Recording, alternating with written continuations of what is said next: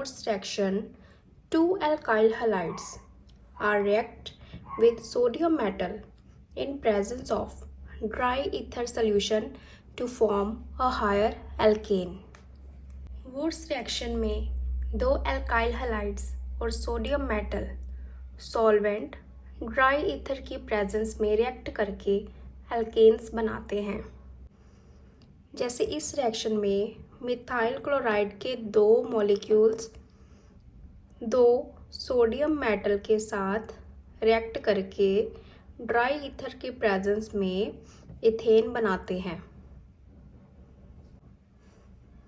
इस रिएक्शन को open form में लिखेंगे तो CH3Cl प्लस दो sodium metal plus ClCH3 in presence of dry ether क्या बनेगा, मिथाइल क्लोराइड के दोनों क्लोरीन एटम्स सोडियम मेटल के साथ कंबाइन करके सोडियम क्लोराइड बना लेंगे और इस रिएक्शन में CH3 आपस में कंबाइन करके इथेन बन जाएंगे।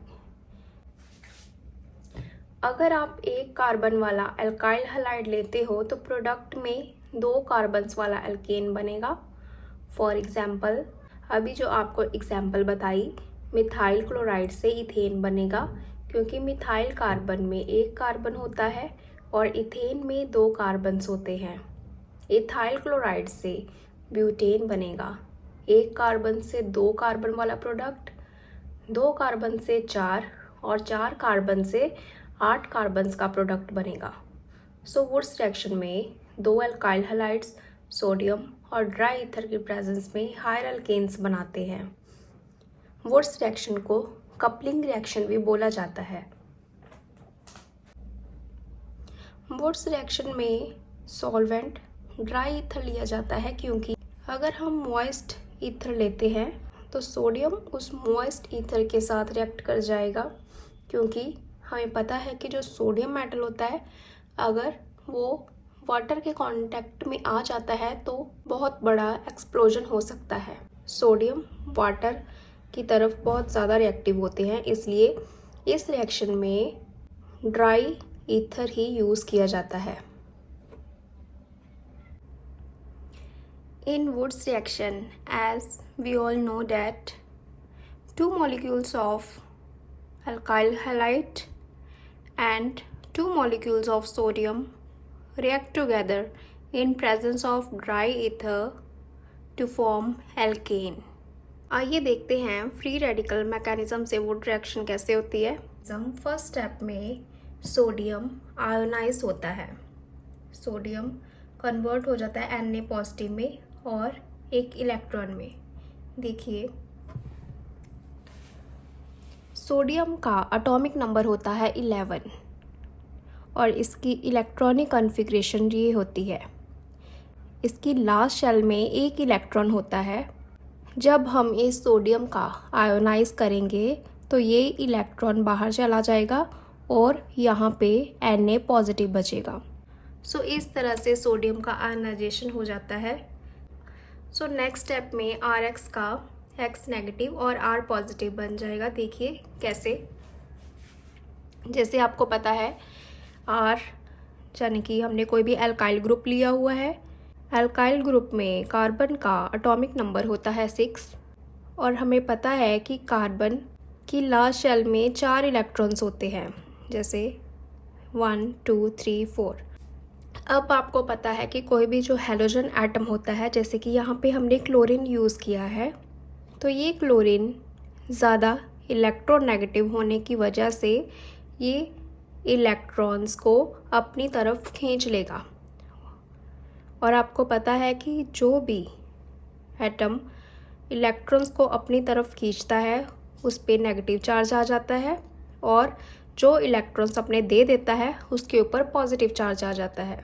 तो यहाँ पे ये वाले इलेक्ट्रॉन्स क्लोरीन अपनी तरफ ले लेता है, तो यहाँ पे आ जाता है C पॉजिटिव, क्योंकि यहाँ पे इलेक्ट्रॉन्स की वैकेंसी हो गई है। तो यहाँ पे पॉजिटिव चार्ज आ गया है और यहाँ पे नेगेटिव चार्ज। एल्काइल में 8 इलेक्ट्रॉन्स होते हैं, जबकि कार्बोकटाइन में 6 इलेक्ट्रॉन्स। अब यहाँ पे देखिए, जो एल्काइल ग्रुप है, ये वाला जो एल्काइल ग्रुप है, इसमें 6 इलेक्ट्रॉन्स होते हैं। इस कार्बोकटाइन में 6 इलेक्ट्रॉन्स होते हैं। जब एक इलेक्ट्रॉन, ये वाला इलेक्ट्रॉन जो सोडियम की आयनाइजेशन के वक्त इलेक्ट्रॉन निकला था, वो इलेक्ट्रॉन एल्काइल ग्रुप के साथ जाके अटैच हो जाएगा और यहाँ पे एक एल्काइल का फ्री रेडिकल बन जाएगा। यहाँ पे फ्री रेडिकल कैसे बना है? जैसे कि आपको पता है कि इस कार्बन में से इस हैलाइड ने इलेक्ट्रॉन्स अपनी तरफ खींच लिए थे, तो इस वजह से इसके ऊपर पॉजिटिव चार्ज आ गया। इसका मतलब कि इसमें 6 इलेक्ट्रॉन्स रह गए और जब ये वाला इलेक्ट्रॉन इसकी तरफ आएगा तो 6 इलेक्ट्रॉन से यहाँ पे 7 इलेक्ट्रॉन हो जाएंगे, तो यहाँ पे एक फ्री रेडिकल बन जाएगा। अगर यहाँ पे 8 इलेक्ट्रॉन्स होते तो यहाँ पे एक सिंपल एल्काइल ग्रुप बन जाना था, बट यहाँ पे 7 इलेक्ट्रॉन है, क्योंकि हमें एक बॉन्ड बनाने के लिए 2 इलेक्ट्रॉन्स चाहिए होते हैं, बट यहाँ पर सिर्फ 1 इलेक्ट्रॉन है, इसलिए ये 1 इलेक्ट्रॉन बॉन्ड नहीं बना पाएगा, इसलिए ये एक फ्री रेडिकल बन जाता है।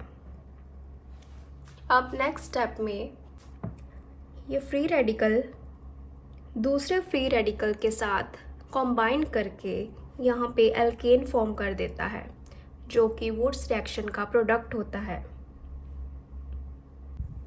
ये अदर फ्री रेडिकल कहाँ से आया? क्योंकि हम इस वुड्स रिएक्शन में एल्काइल हैलाइड के भी 2 मॉलिक्यूल्स ले रहे हैं, सोडियम के भी 2 मॉलिक्यूल्स ले रहे हैं। ये हमने जो मैकेनिज़्म है, ये सिर्फ एक एल्काइल हैलाइड और एक ही सोडियम का करके दिखाया है, इसलिए यहाँ से एक बन जाएगा। फिर से हमें ये स्टेप करना पड़ेगा क्योंकि हमने 2 मॉलिक्यूल्स लिए हैं, इसलिए यहाँ से एक और फ्री रेडिकल बन जाएगा। जब 2 फ्री रेडिकल्स बन जाएंगे तो आपस में ये कंबाइन होके एक एल्केन फॉर्म करेंगे।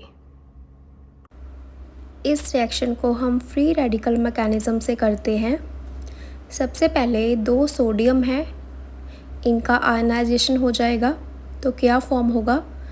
2Na पॉजिटिव और 2 इलेक्ट्रॉन्स।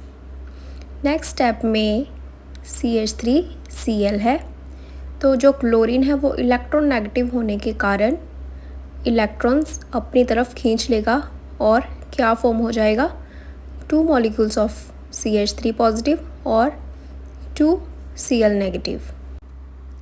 नेक्स्ट स्टेप में जो 2 CH3 पॉजिटिव बना है उसके साथ 2 इलेक्ट्रॉन्स जो कि आयनाइजेशन के वक्त निकले थे वो अटैच हो जाएंगे और CH3 और 1 इलेक्ट्रॉन मतलब कि एक फ्री रेडिकल फॉर्म हो जाएगा। अब ये मिथाइल फ्री रेडिकल दूसरे मिथाइल फ्री रेडिकल के साथ कंबाइन करके इथेन बना देगा। Next example is ethyl chloride plus 2 atoms of sodium in presence of dry ether form butane and sodium chloride. With the help of free radical mechanism, सबसे पहले sodium की ionization होगी, तो सोडियम Na पॉजिटिव और 2 electrons में convert हो जाएगा।